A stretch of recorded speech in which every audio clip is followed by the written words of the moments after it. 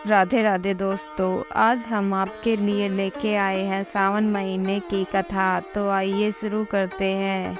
सावन का महीना था। भगवान शिव और माता पार्वती कैलाश पर्वत पर बैठे थे। माता पार्वती धरती पर देख रही थी कि सभी लोग भगवान शंकर पर जल और दूध चढ़ा रहे हैं, तो कोई दूर दूर से गंगा जल लाकर भगवान शिव पर चढ़ा रहा है। ये सब देखकर माता पार्वती ने भगवान शिव से पूछा कि भगवान, सावन के महीने में सभी लोग आप पर जल, गंगा जल, दूध चढ़ाते हैं, इन सब से इनको किस फल की प्राप्ति होगी?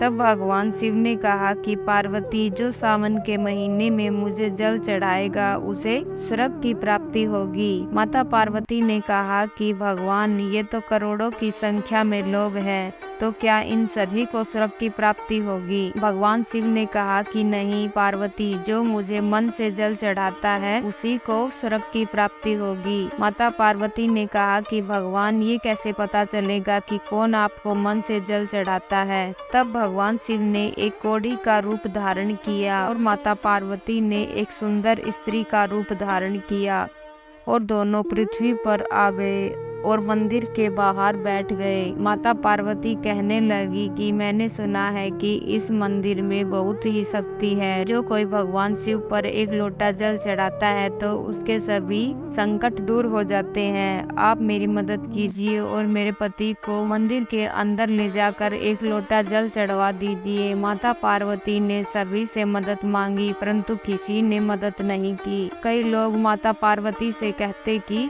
तू तो इतनी सुंदर है और इस कोढ़ी के साथ क्या कर रही है, चल हमारे साथ चल। बैठे बैठे शाम हो गई, परंतु किसी ने उनकी मदद नहीं की। तभी एक लड़का वहां से गुजर रहा था। माता पार्वती और भगवान शिव को बैठा देखकर उन्होंने उनसे पूछा कि माता, क्या बात है, आप यहाँ क्यों बैठी है? तब माता पार्वती कहने लगी, मुझे अपने पति से एक लोटा जल मंदिर में चढ़वाना है और हमने 2 दिन से भोजन नहीं किया। मुझ में इतनी शक्ति नहीं कि मैं अपने पति को मंदिर के अंदर ले जा सकूं। क्या बेटा तुम मेरी मदद कर सकता है? तब उस लड़के ने कहा कि माता, कलयुग में आप ही मुझे एक ऐसी स्त्री मिली है जो अपने पति की इतनी सेवा कर रही हो। उस लड़के ने अपनी एक थैली निकाली जिसमें 2 रोटियां थी और उसने कहा कि माता, आप ये रोटी खा लो। मेरी माँ ने मुझे 4 रोटियां दी थी, 2 मैंने खा ली हैं और 2 आप खा लो। तब लड़का भगवान शिव को अपने कंधे पर बैठाकर मंदिर के अंदर ले गया और उनसे शिव की पूजा करवाई।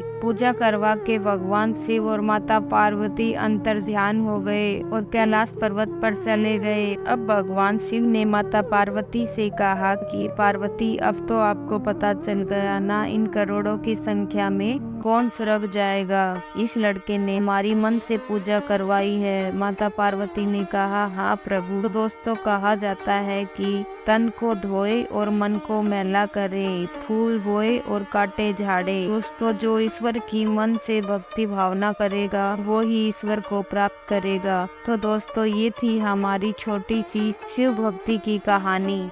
यदि आपको पसंद आई हो तो हमारे चैनल को सब्सक्राइब कर ले ताकि आपको आने वाली हर कहानी की नोटिफिकेशन मिल जाए। धन्यवाद दोस्तों।